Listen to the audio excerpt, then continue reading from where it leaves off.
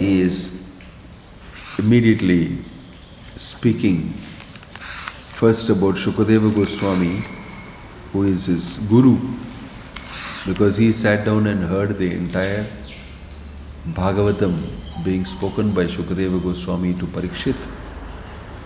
So he offers his respects, and then he starts answering the questions of the sages. Bhavadbhir lokamangalam yat krita krishna samprashno yenatma suprasiddhati.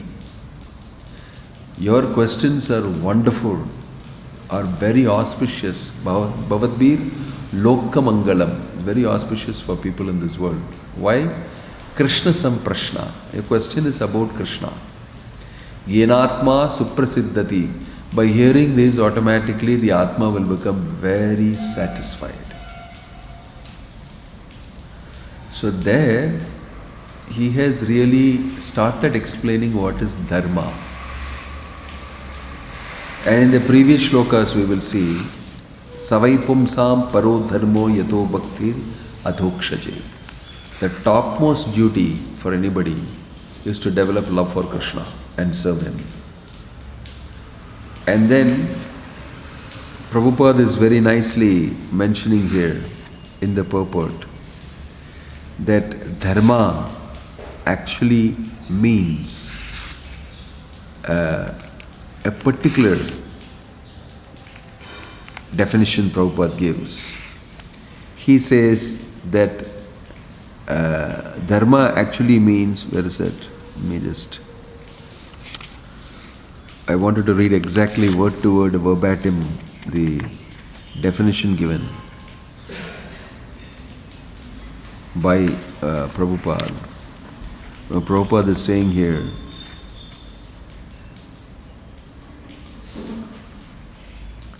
where is that? I lost it.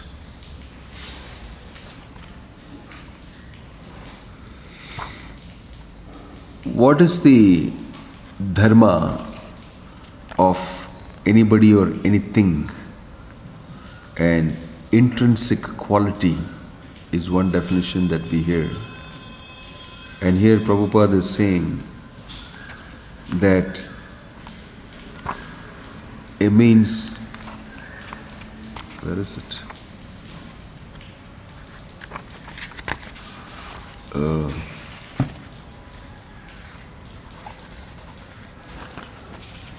We have purposely denoted dharma as occupation because the root meaning of the word dharma is that which sustains one's existence. In text 6, Savai pumsam paro dharmo. That which sustains one's existence is the root meaning of the word dharma. And here it says, dharma swanushtitah pumsam, the sloka before this. Nautpadayat yadiritim shamayevahi kevalam. By performing your so-called dharma, if it don't awaken love for Krishna, that dharma is useless. Simply useless labor. Then in this shloka, it's a very beautiful exposition of what dharma is. If you don't read scrutinizingly, you don't understand. Dharmasihi apavargyasya. Everybody in this world is supposed to actually understand illusion, understand reality, and try to become free from illusion. This is the meaning of material life. Ultimate purpose of material life is to become free from material life. So it is mentioned that while you are doing that, the goal of life should be how to develop parodharma, love of God, because that is the way you will become free. To actually, while doing that, dharmasihi apavargyasya nartho arthayo upakalpate, and while doing that, kamolabhaya hi smritaha. If one indulges in sense gratification, that is very bad. It's mentioned here. Because before that it is described that varnashrama dharma means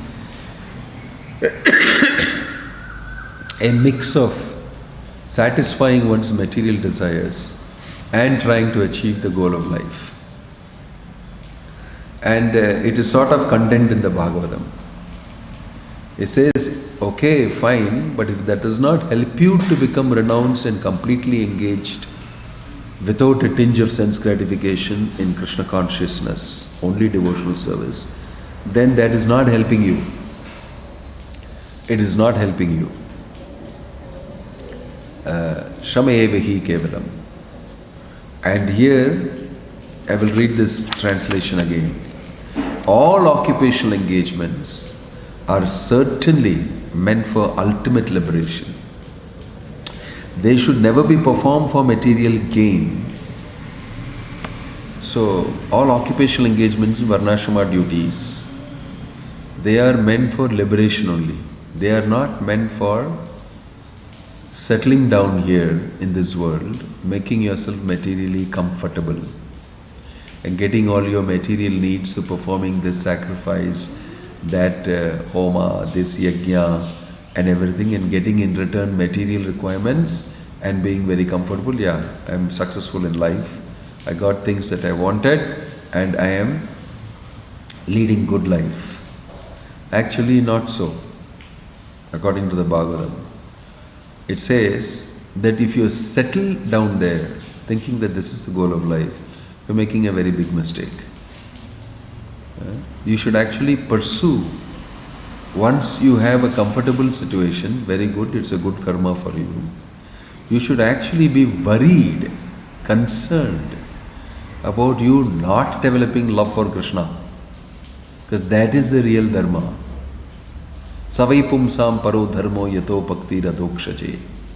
If you simply bother about material gain and think that your life has been successful, I have materially gained this, materially done that, done my duties, done this, that, everything, I am successful. It says no. It says no. Because all those so-called varnashrama dharma things are meant for you to become liberated from material entanglement, not for making yourself comfortable there. Next portion reads, furthermore, according to sages, one who is engaged in the ultimate occupational service should never use material gain to cultivate sense gratification. And you know this, and therefore you are engaged in devotional service to the Lord. While you are engaged in devotional service to the Lord, since you have understood and you are engaged in devotional service, if you actually start using material gain for gratification, then you are again falling into another trap. First trap is varnashrama dharma, thinking that this is comfortable and this is okay, that's all the goal of life. The next one is you cross that and you came into devotional service to the Lord. And there again you are stuck up in cultivating material gain and gratification coming from it. Why? Because invariably in your spiritual life, you will get plenty of material opportunities. It's very amazing that when you are hankering for it, you won't get it. And when you have declared that I don't want it anymore, I'm going to completely absorb myself, that's when you'll get maximum proposals for material life. It's very wonderfully designed. As soon as you declare that no, I'm not interested, I'm going to completely focus on Krishna consciousness, that is the time you will get the best of proposals. The best of proposals. And you'll be highly tempted. You'll be very tempted to indulge in those gratificatory pursuits. It says here, if you do that, you're finished. So actually staying in the material world is quite risky, especially if you're very interested in Krishna consciousness. That's why you should see how society was designed is most of the people stayed in the forest. 3/4 of them stayed in the forest. The brahmachari, the vanaprastha and the sannyasi. They all lived in the forest. Simple living, high thinking. The whole day engaged in devotional service was very simple material activity. Very naturally oriented towards acceptance of whatever is available from the river, from the trees, from the bhumi, from the flowers, from the fruits, from everything, whatever is available. They live a simple life and completely focus on, in that sattvic atmosphere, completely focus on Krishna consciousness. Actually, city life is very passionate and very tamasic also. And it is highly agitating, especially for a person engaged in devotional service to the Lord. Many times the time devotees think they'll go and settle down somewhere and chant Hare Krishna. And they will peacefully do things. But even Bharata taught like that only, King Bharata. And he left everything and went to the forest. But he got entrapped by a proposal coming to him in a very subtle way. And he fell a prey to that. Similarly, Vishwamitra Muni, he was doing Ghora Tapasya and he fell a prey to direct association with the members of the opposite sex.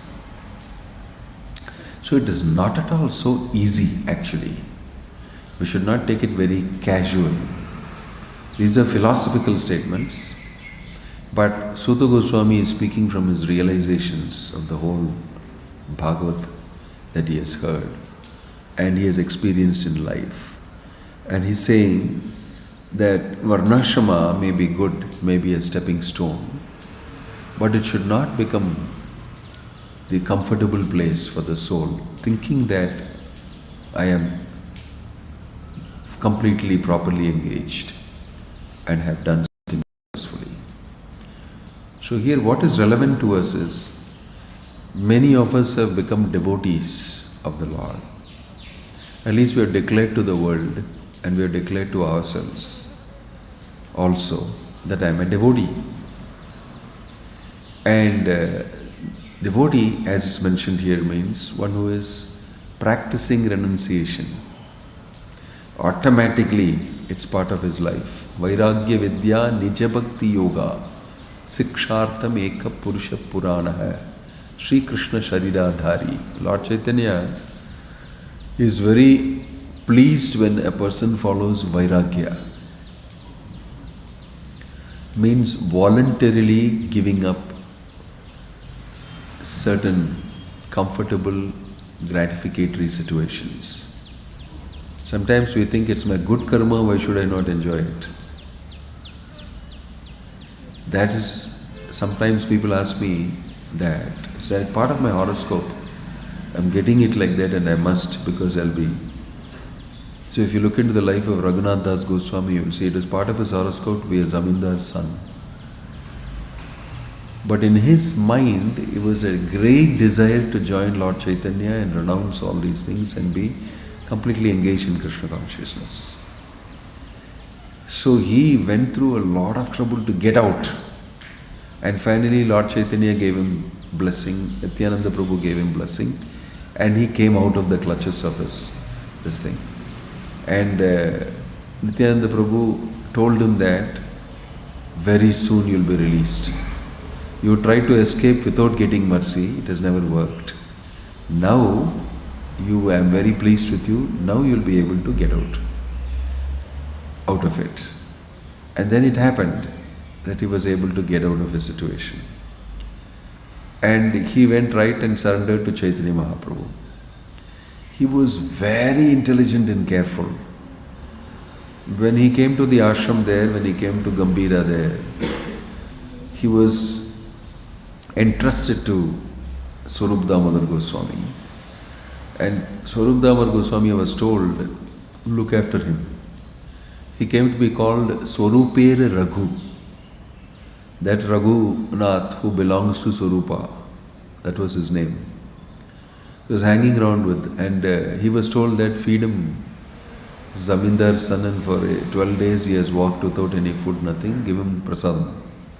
So every day he was getting a Mahaprasadam plate, full. But after eating for 1, 2, 3 days, he stopped eating. He decided on his own.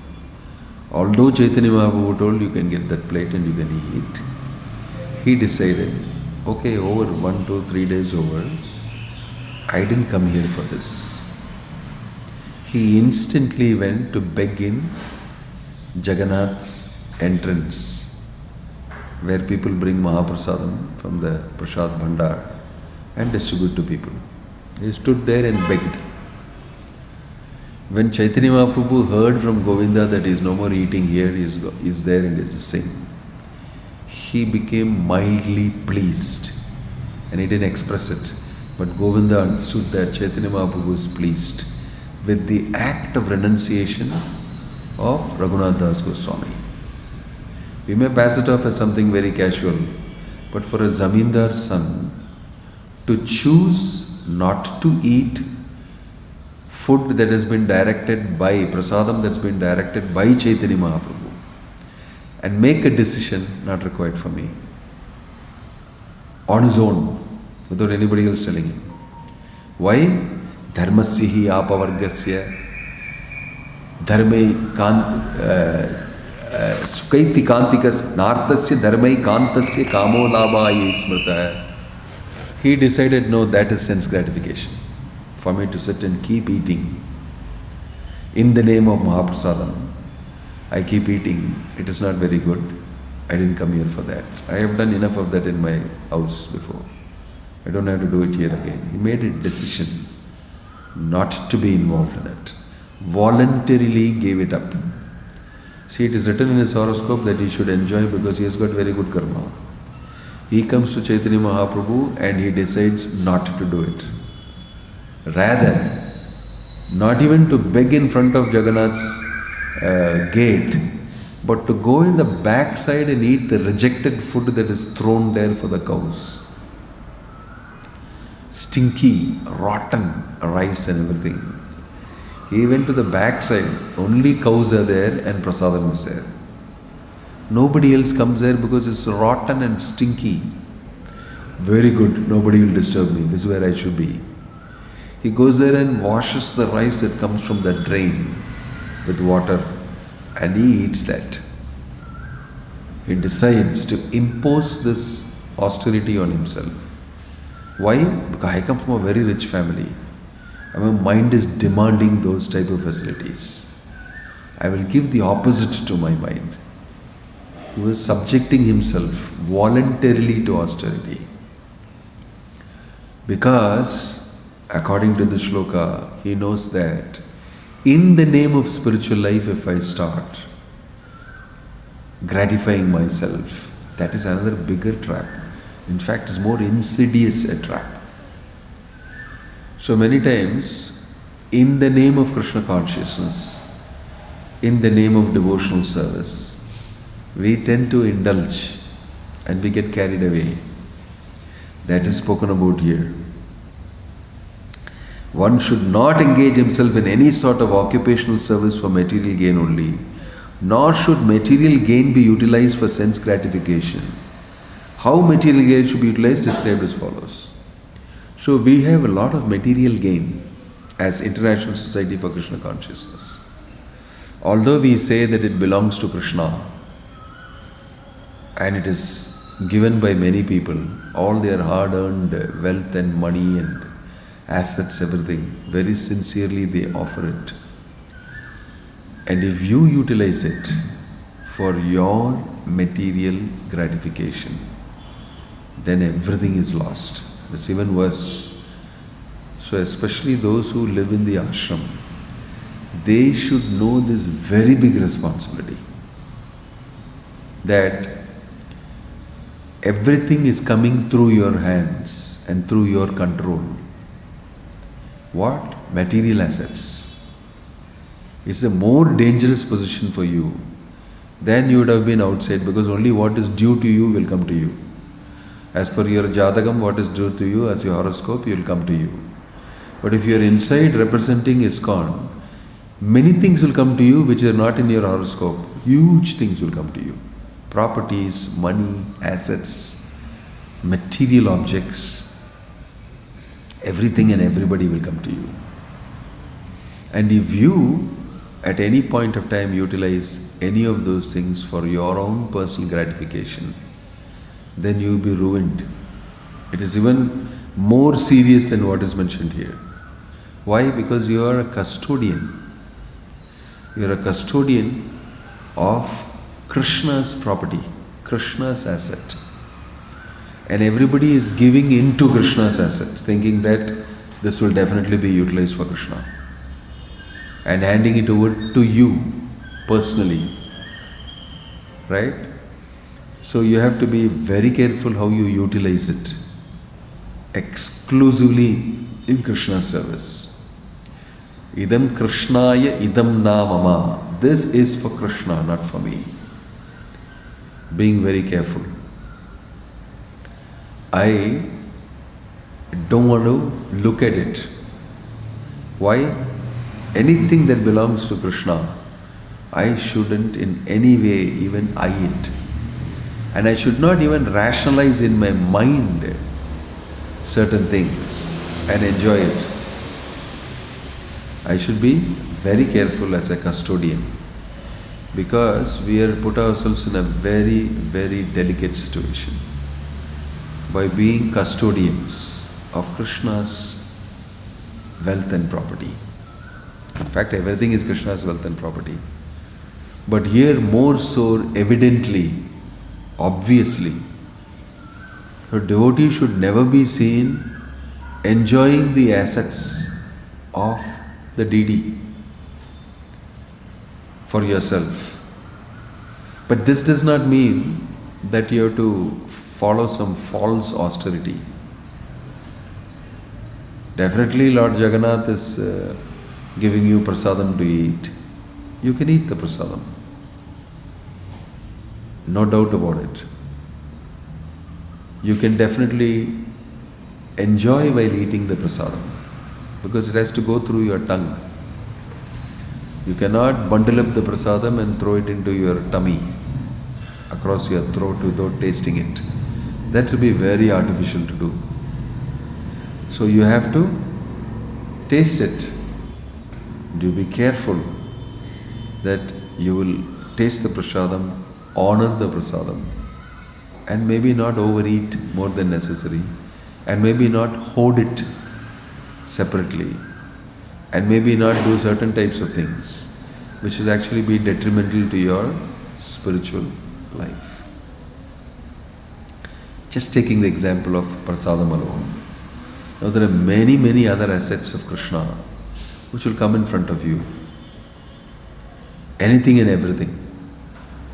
And if we cannot actually see it and understand it as Krishna's assets, which is not meant for my gratification, you will find it very challenging, very difficult. Many devotees join the movement and then leave it. It's because that they are not able to actually control themselves, keep a tab on themselves, and lead a disciplined, controlled life in every aspect. So we have to be constantly watching what our mind is suggesting, why it is suggesting, what is our situation. Because once you become familiar, if you become too familiar and comfortable, it's very difficult to change. It's very difficult to change. So, in a spiritual atmosphere, one of the things that happen to you is that you become comfortably situated and you become non-responsive to any instructions, and you become non-responsive also to your authority who is trying to explain to you and engage you. And in this way you get lost. You get lost. Everybody gets what they seriously want. Krishna will send to you what you really want. When somebody is in some situation, we know that he desires it, and it has been given to him. If you desire pure devotional service to Krishna and you want that situation, Krishna gives.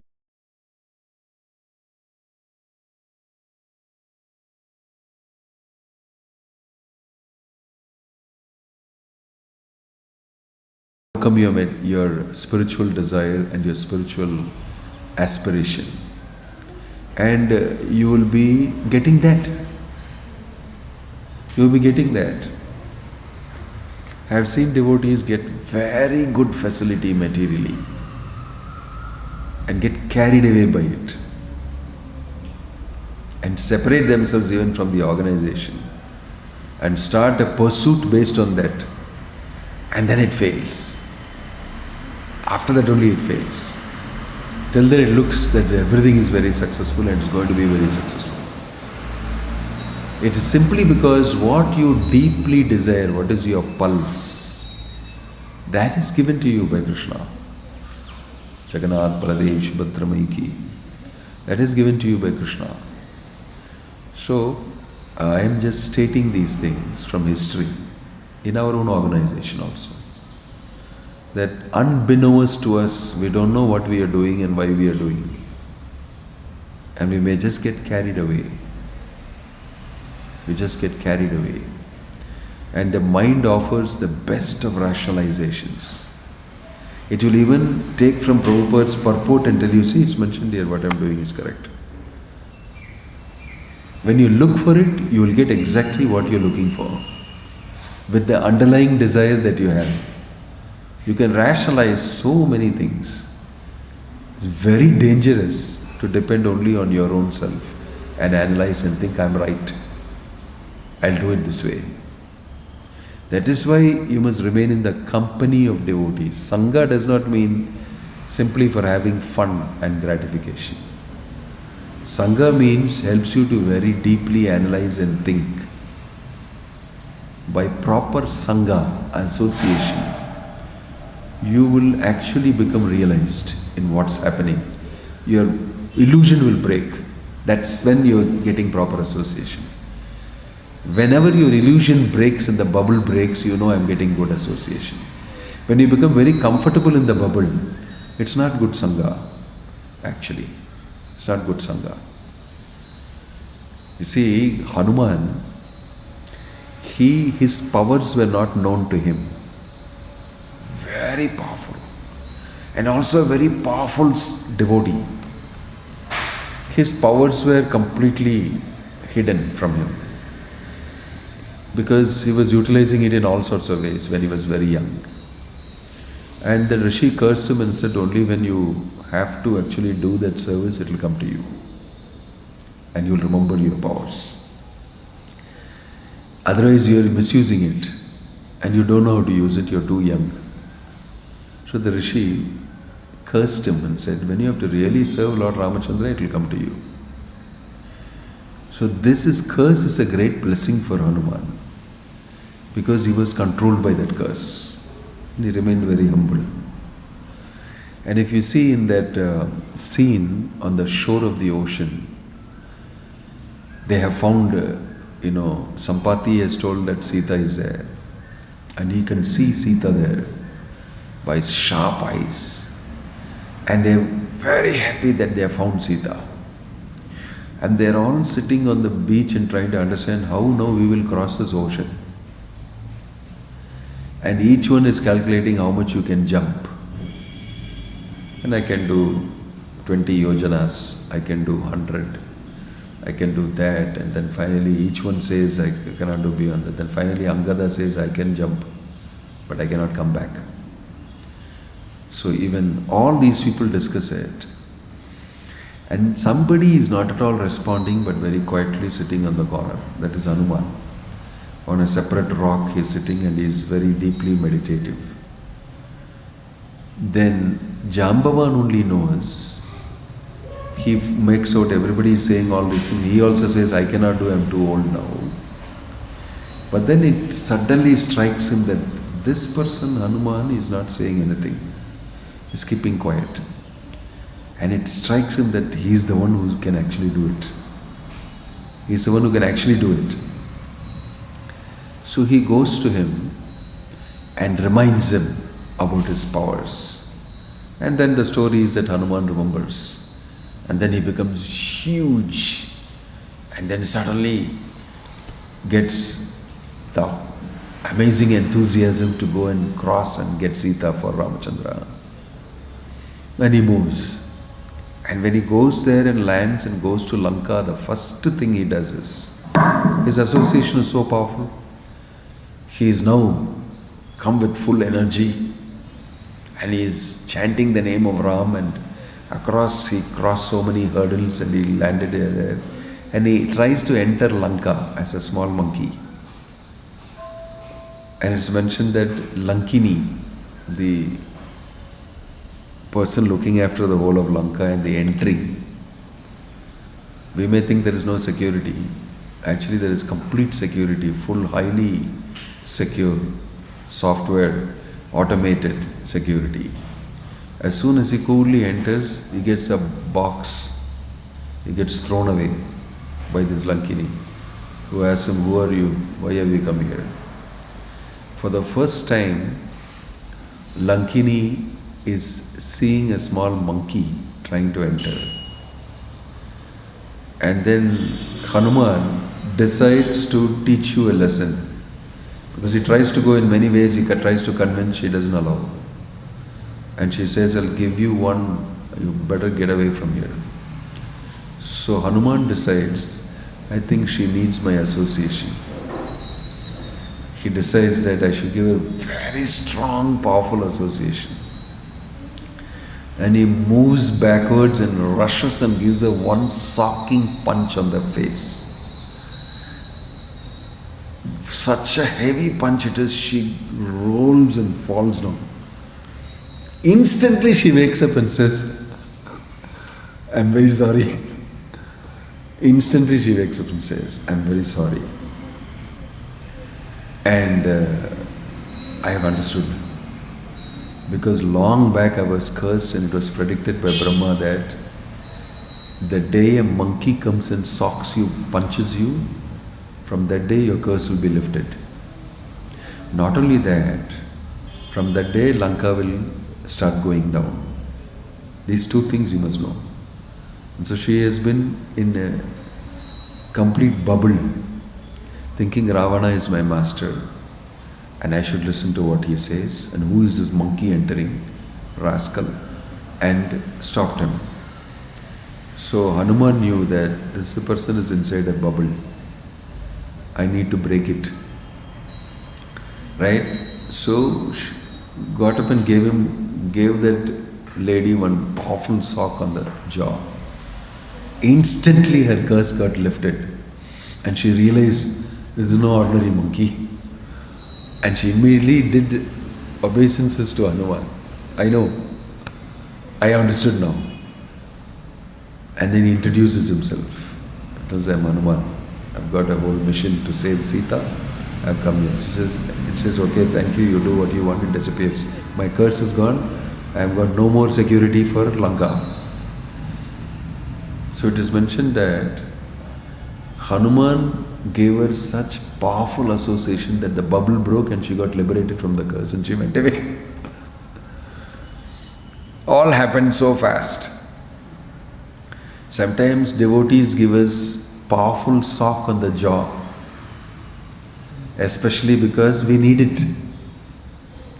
We need to be woken up like that, because we are very comfortably situated inside the spiritual life, thinking that everything is fine and everything will go nicely because I'm doing all my things correctly. No, you need a sock in the jaw by somebody like Hanuman. That is really the meaning of Guru. He doesn't care that you're Lankini, he doesn't care that you're guarding Ravana's place. All you need to know that you're doing wrong. You're wasting your time. Powerful sock he gives. So sometimes in Sangha, we get to know that we may not be actually very spiritually oriented, although we may think so. We get comfortably situated. Sometimes when you do services for a long time, you go into a niche and you think everything is fine and I'm doing everything correct. That's why you need to constantly be changed. You need to actually change. People, everybody, even in spiritual life, you can get completely stuck up. If you don't, why? Because we are sadhakas. Sadhakas can get stuck up. A liberated person doesn't get stuck up. He's beyond. But a sadhaka can get stuck up. So the Bhagavatam is full of stories of different types of people. At various places, a yogi gets stuck because of siddhi. A karmi gets stuck because of fruitive desire. Jnani gets stuck because of speculation and desire for liberation. Mostly in proper religion, they'll ask, what do you mean God stuck up and desiring for liberation? That's the goal of life, to get liberated. But if you read the Bhagavatam, you'll say he got stuck with liberation. What? But isn't that the most important thing? Dharma, Artha, Kama, Moksha? No. No. Kaivalyam narakayate tridashapu rakasha pushpayate. Very nicely mentioned by Prabodhananda Saraswati.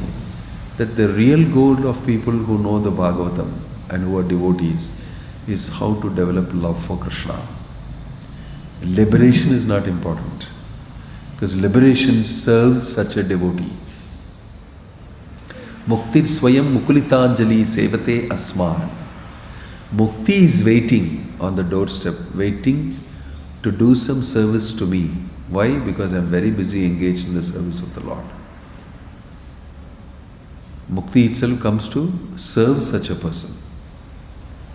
This doesn't mean we have to think that we are great people, Mukti is waiting on my doorstep. As sadhakas, by the mercy of Bhaktivedanta Swami Prabhupada, we get engaged in devotional service, which is so rich and high class. That is why you will read in the Bhagavatam, especially in this first canto, and especially in this chapter, the glory of devotional service. How rare it is, how wonderful it is, and how it awakens the soul, and how we must be carefully executing it and not spoil the chance by doing the regular stuff of mundanizing it and bringing it to the comfortable point of gratification in the material world. So devotional service is very special, and we are very special because we have somehow got to be able to perform devotional service, whether it is pure or impure. And we are very fortunate. These things should be highlighted every day to ourselves. The chanting of the holy name, reading the Bhagavatam, remaining the association of devotees, having an opportunity to serve. All these are very rare things happening to the soul. We must not think it to be ordinary, regular activities. So therefore, within that system of thought and understanding and performance, if we indulge unnecessarily in gratification, then that is the greatest misfortune. That's the greatest misfortune. So this chapter has got a series of such deep expressions on devotional service. Because the questions asked by the sages, the 6 questions asked by the sages are also very deep. Because they are asking questions like about Krishna's appearance, about what is the best essence of all the scripture, why did all the avatars of the Lord, and asking deep questions to do with Krishna. And that's why here Suta Goswami is very happy to answer them.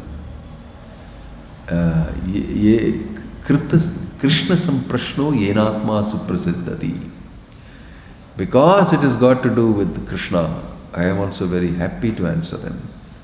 And the soul becomes very deeply satisfied.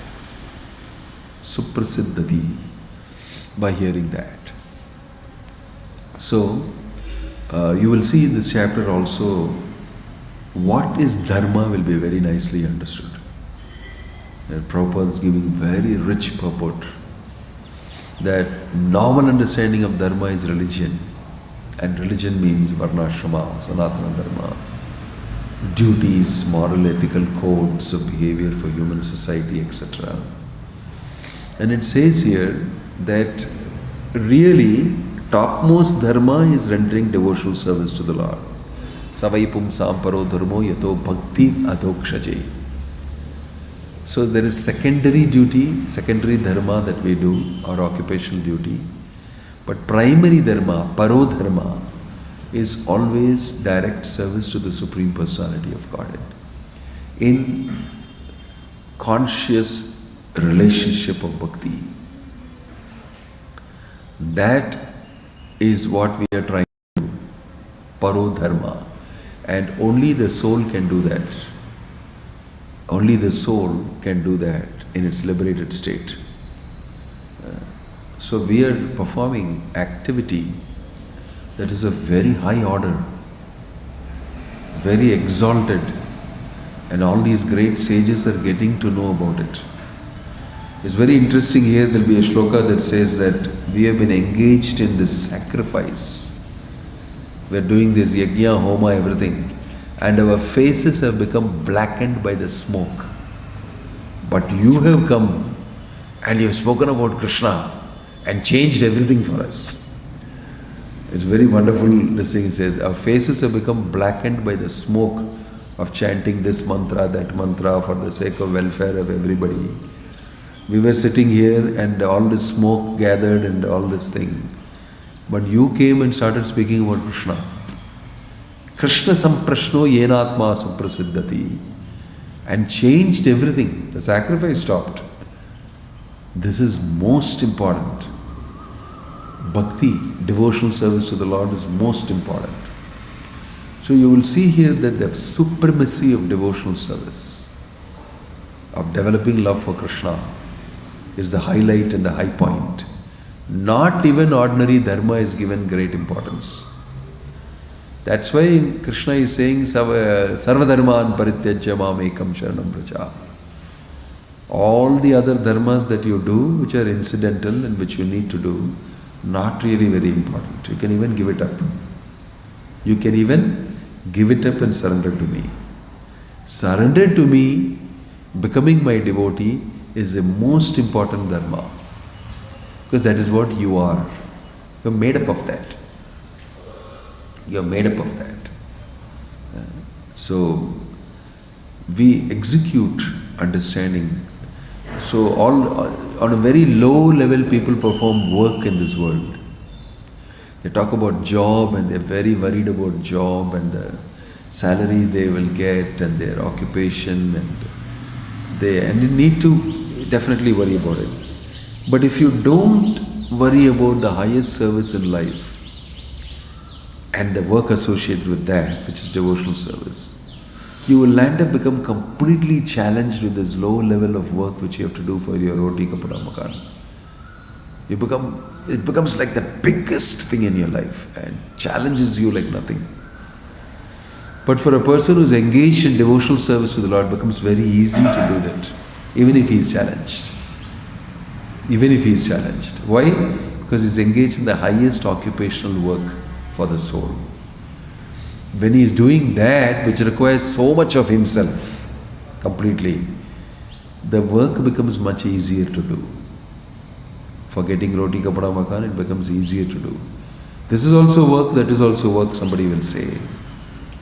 But that is work that triggers your highest consciousness. And this is work that doesn't require your high consciousness at all. But you see how this has assumed the greatest importance in life. This is why it's material life. It's very important. And somehow or the other, all our focus will go towards it. All our focus will go to it. We were just arguing and discussing in our Fantastic Friday session about women's duties. It's a controversial topic. According to psychology of women and empowerment of women and economic empowerment of women and how everybody needs to work and the thing has gone up, etc., etc. Even women are stuck in the whole economic setup that everybody is pulled in to do that type of work only, and they have very less time to actually do devotional service to the Lord. But Bhagavatam is telling us, you simply do this, everything else will take care of itself. And Krishna is also telling in Bhagavad Gita, Ananyas chintayanto mam ye janaha paryupasate tesham nityabhiyuktanam yogakshemam vahamyam. I will look after all those other things. If you focus on devotional service, whatever you need to get and whatever you need to do, your duties and all that, I'll set it right. You don't have to worry. Once you start doing that, I'll take care. You have to determine yourself to do it. Right? And then I'll take care about other things. Very solid statement. Yogakshemam vahami aham. I will do it for you. So many times we just read it and chant the shloka, but we don't actually believe in it. Mostly. We don't really think that I can sit down and do only devotional service and things will happen. Obviously it won't happen. I got to do it. But it is like that also. But you can keep doing and gradually you will see that I'm not really very worried if something happens in my work. Why? Because I'm more and more getting involved in devotional service. And deep inside a conviction is building up. That's why when I see the life of Bhaktivedanta Swami Prabhupada, I can see a successful businessman who made money and had a big enterprise and everything, shift into a completely different way of operation. And no money with me at all. And he goes to America. It's very difficult for a businessman to actually do that. You must understand this. If you really study Prabhupada's life history, if you put yourself in his position and you see his transformation when Bhaktivinoda Sri Thakur came in his dream and said, get out, come out. And he's, how can I come out? Like that. He was as bad as any one of us. That's why the teachings, his life is so realistic. And then he becomes the great businessman and pharmaceutical man and everything like that. He becomes that person who goes with $7 in his pocket to America. No businessman will do that actually. Only a devotee will do that. And Prabhupada did that. Total dependence on Krishna. I am going to do the work of Krishna. Why should I worry? And he goes there like that. For a very successful businessman once upon a time to think like this is such a transformation. And truly so, he gets his business acumen also to be utilized in this. Without thinking about profit for himself. He's thinking about profit for Krishna. And he uses his business acumen so wonderfully to build an empire all over the world worth billions without any attachment or involvement in it. It's a corporation he has built which is very different from the other corporation he was building in business. It's very amazing life history if you really look at it. This is exactly what he did. What did he do? He said everything belongs to Krishna and I am doing the work of Krishna. Krishna will definitely send things to me. I'll utilize it in the service of Krishna. And it exactly happened like that. Because the Bhagavatam says so, the Bhagavad Gita says so. If you take a step, Krishna also takes a step with you. You take a step, Krishna takes a step with you. That is the amazing, and that's when we are really putting into practice. Putting into practice. What to speak of that? Even our own faith in devotional service itself, we say, it will not happen.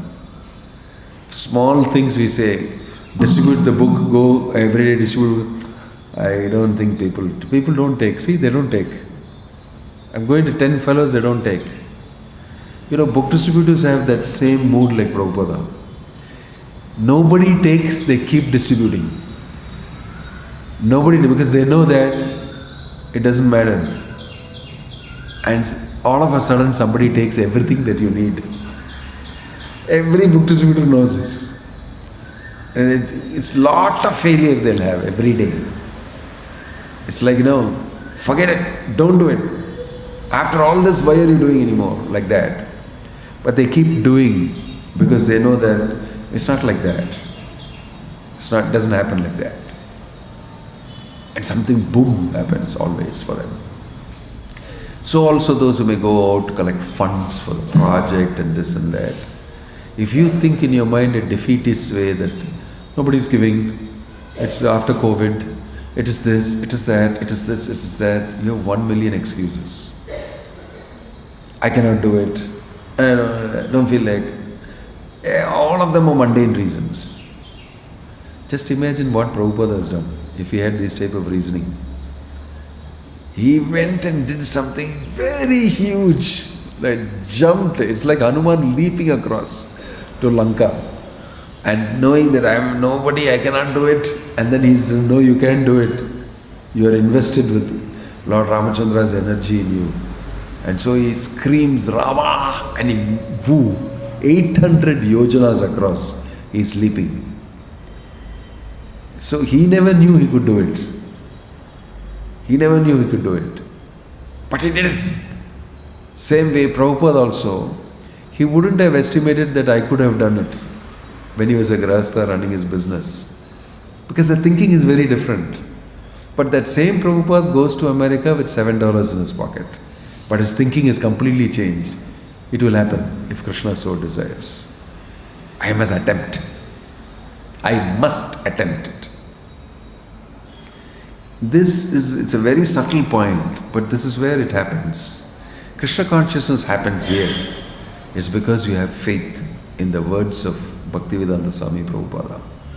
And you do it. If you look at the life history of Prabhupada, and they say most of the things are bold steps that Prabhupada takes, saying, don't worry, Krishna will help you.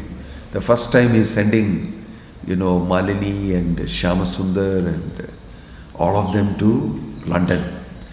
Only 3 months after they have got initiated. And they are saying, Swamiji, we don't know anything. We just like you, we've been around with you, we eat prasadam, we do kirtan. He's telling them, don't worry, Krishna will help you. Everything you need, you'll get. Okay, if you say so. They just believed him. Just believed him. And they didn't have money also. Prabhupada is not going to give money. They didn't have money also. They borrowed something somewhere here and went. And it was such an amazing thing. If you look at the English history, UK history of how Krishna conscious grew there, it's so sweet to read it. They have written the whole history, how it happened. How it happened, that beautiful book, Where the Sun Shines. It's all miraculous. It's all miraculous. Why? Because you attempt it. And you become an instrument in that. So lots of devotees have this type of realization. Because they went and tried. They just do it. Everything else is dark if you reason out materially. But you step out on the basis of this. And even though there are setbacks, Prabhupada, in 1 year's time he had a stroke also. And not many things were looking bright at all. But finally everything is brightest. Everything is bright. Krishna chooses to do so. Krishna chooses to do so. So work, as compared to a devotional service work, is actually very different. You should not compare these two things together. They are very different. You should not be thinking in your mind like you do work. You should think in your mind, like Prabhupada has shown, this is Krishna's work. Anything he can do. I am happy to be somewhere doing something. His plan may be very huge. I don't know. And many devotees who actually do that, sometimes they think, oh stupid, he did that and this happened, that happened and all that. No. That's not true. That's only a very small portion of it. If you look at the larger picture, it's always victory. Yatra Yogeshwaro Krishna Yatra Partha Tanudhara. But for people who can't see, won't see, cannot do and stuck in this thing, you will always see that patch. They see those patches. And they have very legitimate reasons also to conclude that it is not possible. It's not possible. Same thing you will see in that Chaitanya Charitamrita printing. Rameshwar telling Prabhupada, impossible! With passion he's telling on the beach. I think it's on the beach in the morning walk. Prabhupada is telling 2 months produce all the Chaitanya Charitamrita.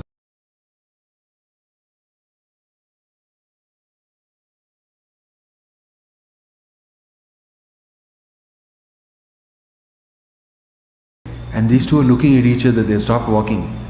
What is this? It's really impossible actually. But the same people who thought it's impossible produced it in 2 months and gave it to Prabhupada. Because Prabhupada wants it and he is told it's possible. It's possible.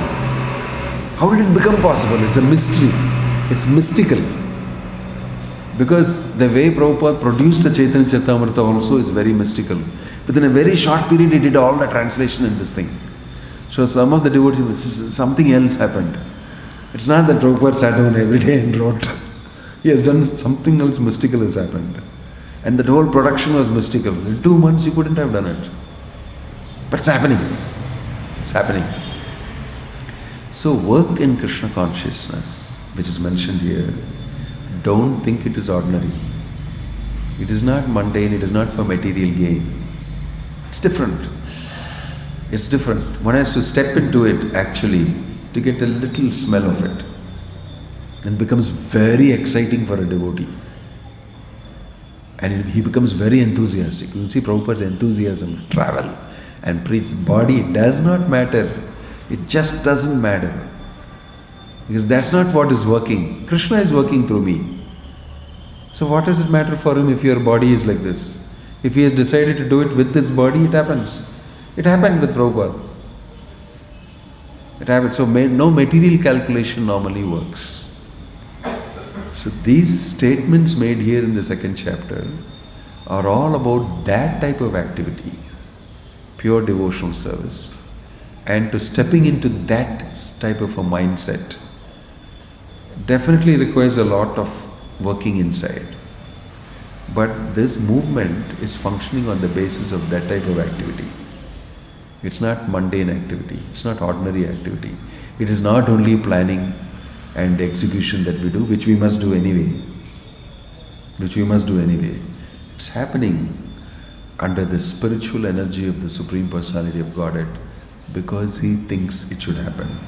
And it is happening under the guideline of Prabhupada because he thinks it should happen. Om Tat Sat. Jai Srila Prabhupada ki, Granthra Srimad Bhagavatam ki, Nittai Guru Premanande. Any question or comment?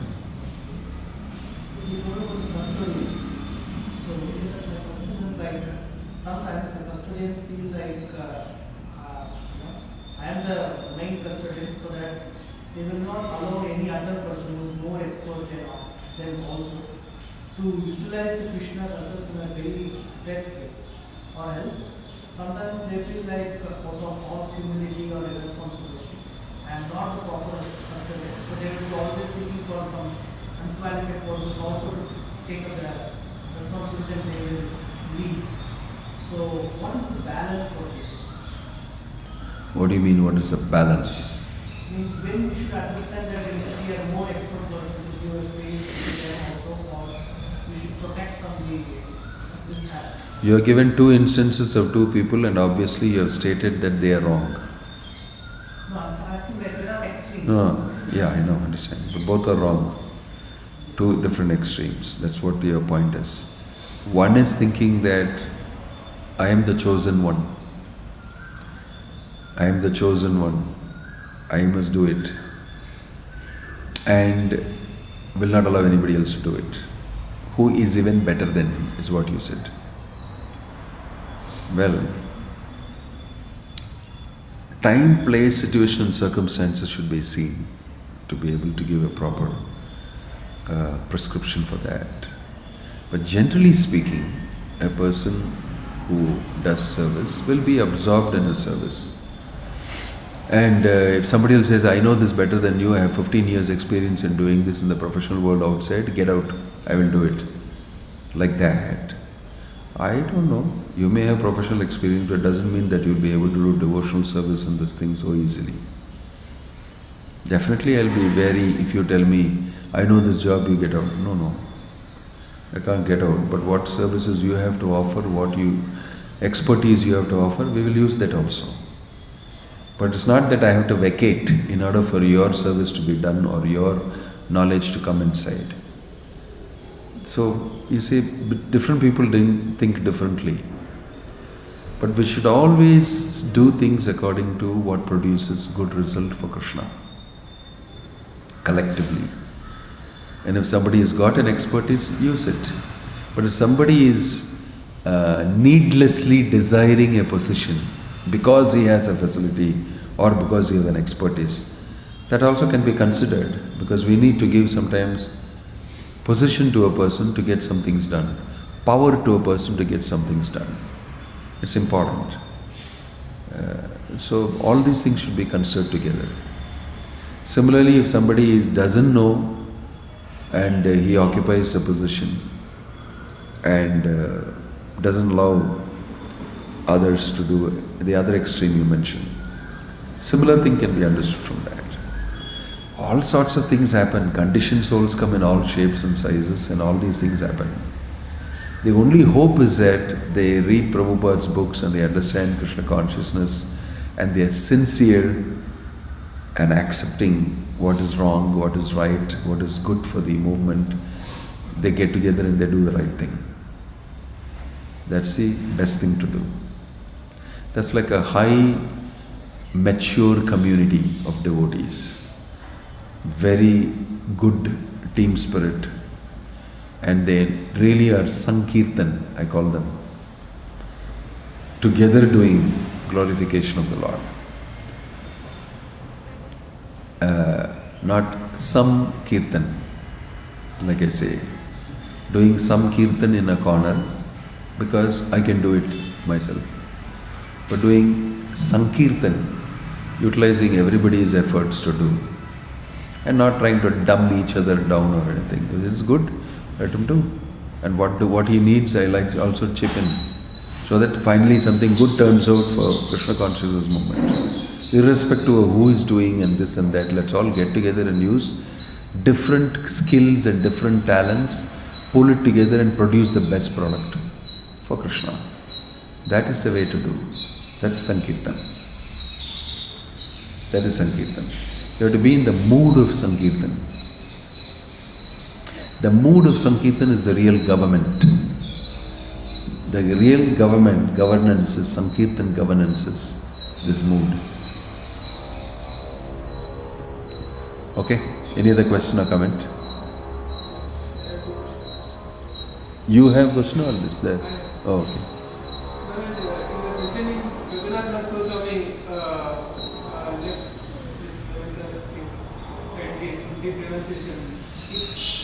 If he would have taken his father's property and used in Krishna consciousness, would that not? He had that option also. So would that be a better service? He decided not to because he cannot do it. He knew he couldn't do it. He's not going to bite something that he cannot chew. He's very smart.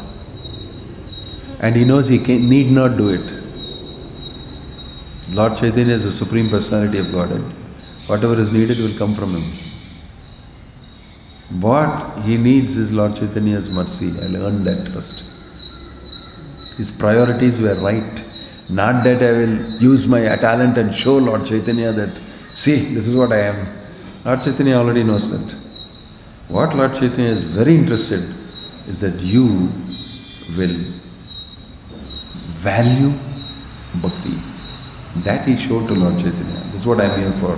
My highest value is for this. I may have been good in that, this and all that. So that is the right way to do it. You may have even talent.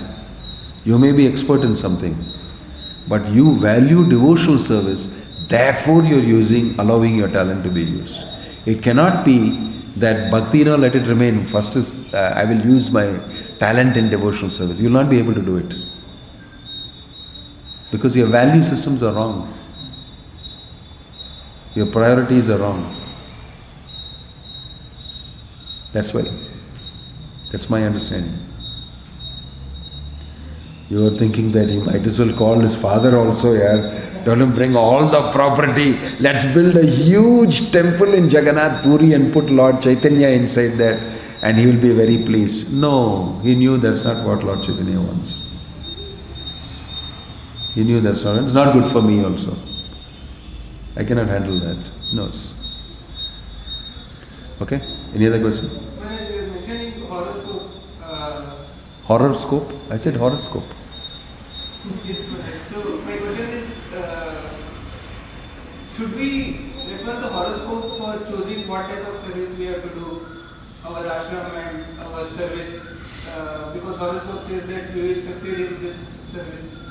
I think again the answer will be the same, that placing. You're asking the question and giving the answer? We gave the answer for the first question. Anyway, for a person who has that type of feeling, will anyway go to the horoscope. And it is better he sticks to the horoscope and selects a service like that. But there are people I know that don't want to refer to the horoscope and they go through. That is their faith. Right? It may be true that the horoscope is coming true. It may be true that bhakti is coming true, irrespective of the horoscope. So it depends on where you have placed your faith. Things work according to that. So sometimes when devotees come and ask me, I went and checked my horoscope, it is like this, no big problem is going to come. I said, it's going to come definitely because you are inviting it by going and seeing the horoscope, by doing all these things and remaining on that platform of this, it's not that you should not see the horoscope, but the horoscope is not the be-all and end-all of everything. Your spiritual life and your choices you make are not indicated in the horoscope. That's your free will. That's your free will. My horoscope will not show that I'll become a sannyasi and join the Hare Krishna movement. I spent more than half my life here. But go and see my horoscope, it's not written there. It only shows that he has an indication for being religious and pious or something like that. But you won't see it in my horoscope. Because it's an exercise of my free will. Isn't it? So you always have the choice of exercising your free will and doing devotional service to Krishna, irrespective of any horoscope you have, whichever janma you are in. That is what is the whole thing. Everybody can do devotional. That's the meaning of Krishna saying, Striyo Vaishyas Tata Shudras Yeyanti Param Gatim. People go, oh, why it's mentioned women and all. That's not what he's trying to say. Devotional service is so open, freely accessible and available, and the thing you should be doing, for which I have put no hindrances for anything. But if you keep on thinking, my desire, my horoscope, my this thing, then you'll go to astrologer, which is the best time to do this Homa, Yajna. I want to do it at this time. In spite of Krishna saying this, isn't it? And he'll say, yeah, do that. He says that also in Bhagavad Gita. Don't disturb these people who are involved in this karma and everything. Slowly engage them in Krishna consciousness. He's telling this to Arjuna. But at the same time, he's also telling in 18th chapter, dump all these things. Sarva dharman parityajya mamekam sharanam braja. That also he's telling. So, where we have put our consciousness and our faith, we'll have to start moving according to that. And the more we develop devotional attitude and the more we appreciate Krishna consciousness and value it, the less we will feel the need for depending on anything like other things. But you should go from where you are. Better to go from where you are. Like Prabhupada did not see Vastu and all that in establishing his centers. Take out the church, take out the cross, put the chakra, inaugurate. They came and told him that ghost is haunted. He said, we will take that building, you do 24 hours kirtan, ghost will go away. And he did 24 hours kirtan, opened the temple. His thinking is very different. Ghost? Don't stand anyway, no chance. Ghost is no chance for him. And nothing stands in between for him. Because he is a pure devotee and he is saying, no, those things are not important. And he just went trailblazing with that. And Mr. Nair alone gave a little problem to him in Bombay. So he descended on that place after a lot of tries and said, who is this fellow? And he personally came and then he removed that impediment also. He removed that impediment and established Bombay. Isn't it? So what is our faith? How much we believe in Bhagavatam and the Bhagavad Gita, institute it, put it to practice. That's a real test. Om Tat Sat, Srila Prabhupada ki, Grantaraj Srimad Bhagavatam ki.